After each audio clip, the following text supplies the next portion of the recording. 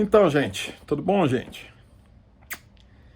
Vou tentar de novo. Eu já fiz um vídeo sobre a guerra da Ucrânia, só que o assunto é tão complicado, inclusive algumas das minhas opiniões de lá para cá mudaram um pouco. Eu me debrucei bastante sobre esse assunto, tem monopolizado a mídia, afinal de contas, né? E hoje parece que todo mundo está se tornando especialista em geopolítica, né? Vamos lá, vamos dar meus palpites de tudólogo aqui. Algumas coisas que têm me incomodado na cobertura que a mídia está fazendo da guerra da Ucrânia e também algumas coisas que têm me incomodado na reação das pessoas, pelo menos até onde eu consigo ver, nas minhas bolhas de rede social.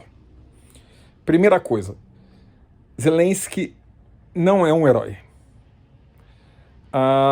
Se a gente for pegar, por exemplo, o ranking da índice democrático da revista The Economist, ela classifica os países em 4 grupos principais, que seriam democracias plenas, democracias problemáticas, parciais, regimes mistos e ditaduras. Para você ter uma noção, o Brasil está ali como democracia problemática, democracia incompleta. Os Estados Unidos, ele saiu da democracia plena e entrou na democracia incompleta na época do Trump, voltou na época do Biden para a democracia plena. A Ucrânia está como regime misto. Também vale observar que a Rússia está como ditadura. Por que a Ucrânia está classificada como regime misto e não como uma democracia? Vamos falar do Zelensky especificamente, né? Antes do Zelensky, você tinha um governo ucraniano pró-Rússia, que assumiu via uma espécie de golpe de Estado, depois ele foi deposto popularmente por um segundo grupo, e depois teve a eleição do Zelensky, em 2019, se eu não me engano. Ele se candidatou meio como uma espécie de Bolsonaro, digamos assim. Era um humorista, um ator fora da política, ele queria acabar com a crise porque esses políticos não estavam ajudando nada, e até durante a campanha fez uma charge dele metralhando o parlamento ucraniano e tal, e ganhou com 78% dos votos, alguma coisa assim. E uma das primeiras medidas que ele fez foi dissolver o parlamento. Uma leve observação, ele dissolveu o parlamento porque ele jamais teria maioria naquele parlamento, inclusive a presença de grupos pró-russos no parlamento era muito forte. Só que não está muito claro se ele tinha poderes legais para dissolver o parlamento ou não, então é meio complicado. Além disso, que o Putin exagere e fala que está desnazificando a Ucrânia desde a ocupação da Crimeia tem incentivado extraoficialmente, fazendo vistas grossas principalmente, e de vez em quando incorporado grupos neonazistas na sua estrutura, principalmente o Batalhão Azov. Significa que o governo ucraniano é neonazista? De forma alguma, mas digamos assim, se no Brasil o Bolsonaro faz vistas grossas para a nossa extrema-direita e permite manifestações antidemocráticas, lá na Ucrânia você tem milícias armadas neonazistas que o governo tolera, finge que não está lá, certo? Então não é algo lá muito bonito, mas também não é exatamente um governo nazista. Uma leve observação, uma observação rápida, que o pessoal usa um argumento para refutar que o Zelensky seria simpatizante do neonazismo. Ele é judeu.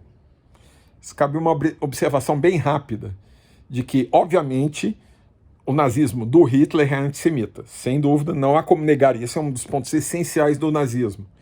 Porém, vamos lembrar que o fascismo não é necessariamente antissemita. O fascismo ele faz a glorificação do próprio povo e tem xenofobia, mas não há uma xenofobia específica. Você cria inimigos externos, mas não precisa ser necessariamente judeus. E em vários movimentos supremacistas brancos nos Estados Unidos, na Ucrânia, em alguns outros lugares, você tem uma espécie de incorporação confusa do sionismo no discurso deles, assim, querendo traçar os judeus como um povo amigo, entre aspas, primeiro para tentar passar por debaixo do radar e não parecer neonazista.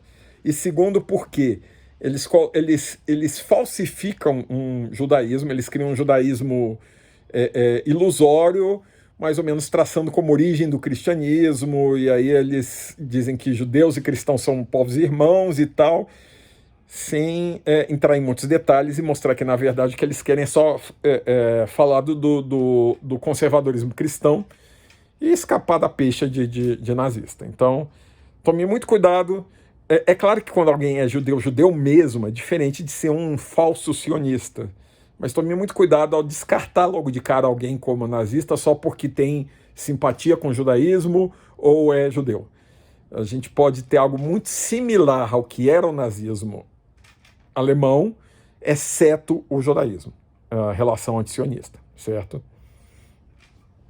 Dito tudo isso, Zelensky merecia ser invadido? A Ucrânia merecia ser invadida? Não. Não há. Havia, além disso, tem que comentar também, sim, atos de violência, diferente de genocídio. Havia violência, especialmente na zona do Donbass, violência contra ucranianos russos. Mas nada a um nível de que justificasse qualquer operação militar especial ou coisa do gênero, certo? Aí a gente também tem que falar, já que eu estou falando, Zelensky não é herói, ele criou esse personagem durante a invasão muito bem pensado. Como eu já tinha dito, ele fez uma campanha muito similar à bolsonarista, de ser um outsider, de ser alguém fora da política. E aí, durante a guerra, ele faz muito bem aquela figura, não do chefe das Forças Armadas, ele faz aquela figura do homem do povo, que está ali na rua, que está ali no bunker, de calça jeans, camiseta, se bobear ele bota um uniforme militar e um rifle na mão. Então, é o papel que ele tinha que assumir para ser coerente com a figura que ele montou durante a campanha. Ele não tinha outra escolha. Isso exige uma certa coragem física, sem dúvida. Estar em Kiev, sendo o principal alvo do exército russo, exige bastante coragem. Eu, sem dúvida, já tinha me mandado para Nova York ou coisa do gênero. Mas ele obviamente não ia optar por ser um chefe de Estado que no seu gabinete toma as decisões e parecer um político tradicional, certo? Ah, mas e o Putin? O Putin é fascista, gente. O Putin é fascista. Antes eu tinha algumas dúvidas, eu achava ele ditador, de extrema direita, mas depois que eu li um artigo escrito pelo próprio Putin em 2021, que é sobre a unidade histórica entre russos e ucranianos, não tem como negar. O cara é fascista mesmo. Ele falsifica um passado histórico de um povo russo, e não é nem a questão dos soviéticos, é o povo russo mesmo, lá da época dos czares, ou até antes disso, o povo russo-ucraniano, e falsifica essa unidade histórica para dizer que o espaço que o povo russo deveria ter é muito maior do que a Rússia.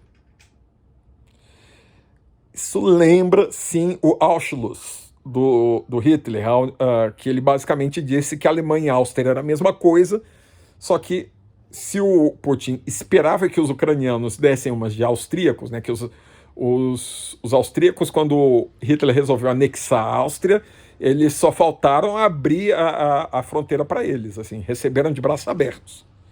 Já os ucranianos, não.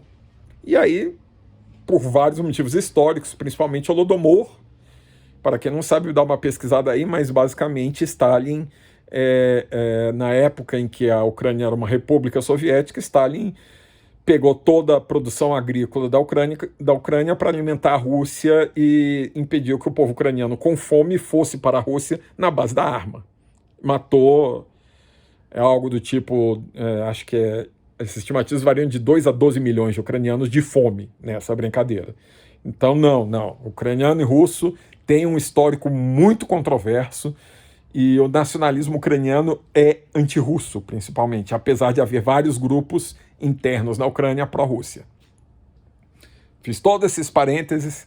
Então vamos parar de traçar Zelensky como um herói, mas vamos aceitar, sim, Putin é um vilão desgraçado.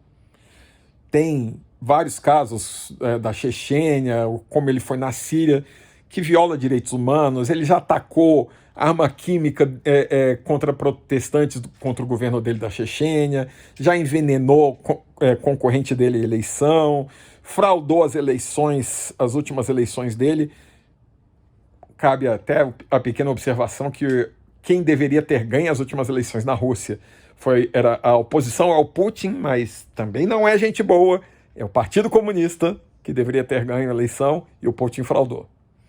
Então, você que é anticomunista e irracional, comemore o Putin ter fraudado, porque senão a gente ia ter uma Rússia comunista de novo. Tá certo? Tudo bem que não via revolução, um partido comunista eleito não é a mesma coisa da revolução bolchevique, né? Mas vale esse parêntese. Ok. Além disso, algumas coisas que o pessoal costuma muito comentar pelas redes, né? É uma crítica que tem fundamento, é uma crítica correta, mas ela é superficial. Que é aquela coisa... E o conflito no Iêmen, e o conflito da Palestina, e os conflitos na África que acontecem há décadas, conflitos no Irã. Por que todo mundo fala da guerra da Ucrânia e ninguém fala de todas essas guerras que acontecem o tempo todo, que estão ali há 9, 10, 20, às vezes 30 anos de guerra, com milhões de pessoas mortas e ninguém se comove com elas? Sim, há uma hipocrisia da mídia, sem dúvida. Sim, o mundo não estava em paz no século XXI. A Síria é uma comprovação disso. Mas por que certas guerras ganham espaço na mídia e por que outras não? Inclusive a guerra na Síria ganhou espaço na mídia. Por que a guerra na Síria ganhou? Por causa dos refugiados indo em direção à Europa. Por que a guerra no Afeganistão ganhou destaque? Por causa da participação americana. Por que a guerra do Golfo ganhou destaque? Por causa do petróleo e da participação americana.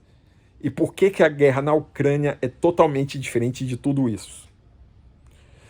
Quando você tem a principal potência mundial exercendo seus músculos, como por exemplo na invasão do Iraque, vão até pegar uma menos controversa. Quando, por exemplo, o Saddam Hussein resolve invadir o Kuwait na Primeira Guerra do Golfo, e desafia os interesses econômicos da principal potência mundial, todo mundo fica contra ele, tem a guerra lá no Kuwait para liberar o Kuwait, todo mundo aplaude, muito parecido com esse clima que a gente tem na Ucrânia, que é um ditador invadindo um país e as principais potências se unindo contra ele.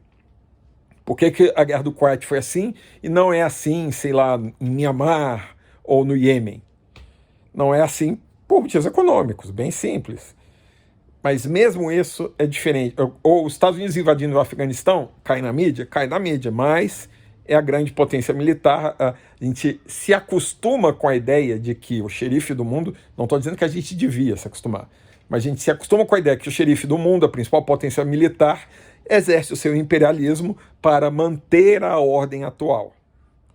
Qual é a grande diferença da segunda principal potência militar, porém 11ª economia do mundo, invadir a Ucrânia, que fica na Europa? Qual é a grande questão? Isso é um desafio ao status quo atual, de que guerras acontecem na periferia do mundo, guerras acontecem no Oriente Médio, na África, na Ásia, mas quando chega na Ucrânia, e para defender interesses de uma potência em decadência, a gente começa a temer que a ordem mundial se altere, a ordem econômica se altere.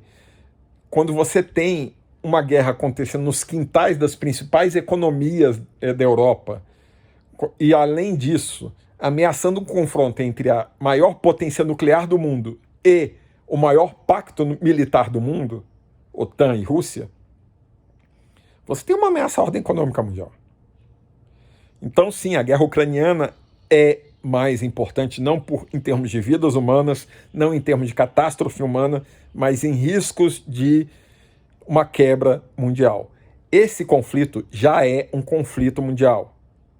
A gente não pode chamar de guerra mundial, porque a guerra está, por enquanto, localizada na Ucrânia. Mas as sanções econômicas, a mobilização econômica que está sendo feita ao redor da Rússia é atos de guerra, de guerra.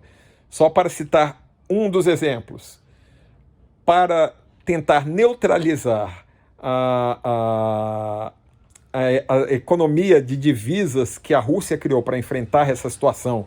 A Rússia tem 600 bilhões de dólares em divisas acumuladas na Rússia. O que os Estados Unidos e a União Europeia fizeram? Eles decretaram o Banco Central da Rússia, eles deram sanções ao Banco Central da Rússia e não fazem nenhuma negociação com o Banco Central da Rússia. Qual é o problema disso? As divisas que a Rússia acumulou são principalmente em ativos da União Europeia, em ativos dos Estados Unidos. O que são os ativos? São uma espécie de título, de nota promissória. Digamos assim, eu, Rússia, vendi, sei lá, gás para a Alemanha. Aí a Alemanha, ela emite um ativo, um título ativo, dizendo, eu vou pagar para a Rússia X euros em Y anos. E agora a Alemanha diz, não reconheço isso mais que eu menti, eu não faço negócios com o Banco Central Russo até isso acabar. Isso é rasgar contrato. Isso é rasgar contrato. São atos de guerra. Hoje, a Europa e os Estados Unidos estão em guerra econômica contra a Rússia. Isso é um conflito mundial. E sim, isso vai gerar impactos na economia global, como nós estamos vendo a questão dos fertilizantes no Brasil, produção de trigo, de óleo de girassol, de petróleo, de gás natural. Tudo isso vai afetar a economia mundial inteira. Significa que a gente vai ter exércitos do mundo inteiro entrando em conflito? Até agora, não há motivos para acreditar nisso. Ainda bem, porque se isso acontecer, as chances de um conflito nuclear começam a crescer muito. Então, fazendo todos esses parênteses, o que eu vou sugerir, porque o vídeo já está chegando em 20 minutos e eu tento parar em 20 minutos, fazendo todos esses parênteses, o que eu mais peço é que nós sejamos críticos. Nós temos que entender que a mídia ucraniana, a mídia russa, a mídia europeia, a mídia americana, a mídia brasileira estão em estado de guerra. Isso significa que há propaganda o tempo todo. Desconfiem de todas as notícias e procurem várias fontes. Por favor, não tiozão do Zap Zap, mas só para citar um exemplo, por exemplo, aquele combate que teve ao redor da principal usina nuclear da Ucrânia. Eu fiquei chocadésimo, eu estava vendo ao vivo, vi de madrugada isso, e fiquei super assustado, caramba, vai gerar um desastre nuclear 10 vezes maior do que Chernobyl, blá, blá, blá, blá, blá, blá. Gente, depois que eu fui verificar, conversando com físicos, conversando com engenheiros nucleares, conversando, que eu falo, fuçando na internet e achando. O risco de ter acontecido um vazamento radioativo lá era muito pequeno. Aquelas usinas têm estrutura para aguentar ataque até de míssil de pequeno porte, certo? Então, a Ucrânia sim vai criar notícias falsas. A Rússia, obviamente, muito mais, porque a Rússia tem não só é um país com muito menos transparência, muito menos democrático, não que a Ucrânia seja muito democrática, mas a Rússia é muito menos democrática, então ela tem muito mais condições de criar fake news, e além disso já tem mais tradição de criar fake news. É parte da guerra híbrida, vai ter muita fake news, tanto pró-Ucrânia quanto pró-Rússia. Isso significa que nós devemos desconfiar que o Putin está certo? Não, o Putin não está certo. Leia, por favor, o artigo do Putin sobre a identidade histórica entre russos e ucranianos. Aquilo é fascismo da primeira à última linha. Putin está ameaçando a ordem mundial, em parte porque o Ocidente errou ao não modernizar a OTAN. A OTAN segue ainda uma mentalidade à la Guerra Fria, e os vizinhos europeus da Rússia morrem de medo da Rússia por causa do passado da Rússia. Não é só o passado da União Soviética, não. o passado czarista e também o passado recente, com a invasão da Geórgia, a tomada da Crimeia. Então eles querem se defender da Rússia, e a OTAN, de maneira não sábia, aceita esses novos membros e cria a paranoia russa. É justo, é correto a gente deixar a Polônia ficar com medo da Rússia? Não, não é justo, não é correto. Mas será que é sábio a gente botar mísseis nucleares na Polônia, conhecendo a mentalidade russa? Vamos deixar de idealismo, de parar de pensar o mundo como choque de democracias e ditaduras, apesar de ser parte do conflito, e vamos pensar na segurança mundial também.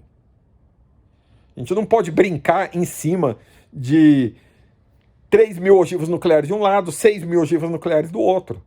A gente não pode brincar com isso. E brincamos com isso. Já faz tempo que o Doomsday Clock, o relógio do juízo final, está alertando. É uma organização que verifica o nível de tensão militar no mundo e, recentemente, passou a avaliar também o nível de tensão ecológica. Mas o pessoal do Doomsday Clock já está há muito tempo avisando que nós nunca estivemos tão próximos de um confronto nuclear. Nunca, nem na década de 60, nem na época dos crises dos mísseis de Cuba. Nunca estivemos tão próximos. Isso antes da invasão da Ucrânia. É isso, gente. Vamos tomar cuidado. A gente está em um conflito mundial. Vamos passar por essa. Não vai ter hecatombe nuclear. E Putin é um filho da putinha.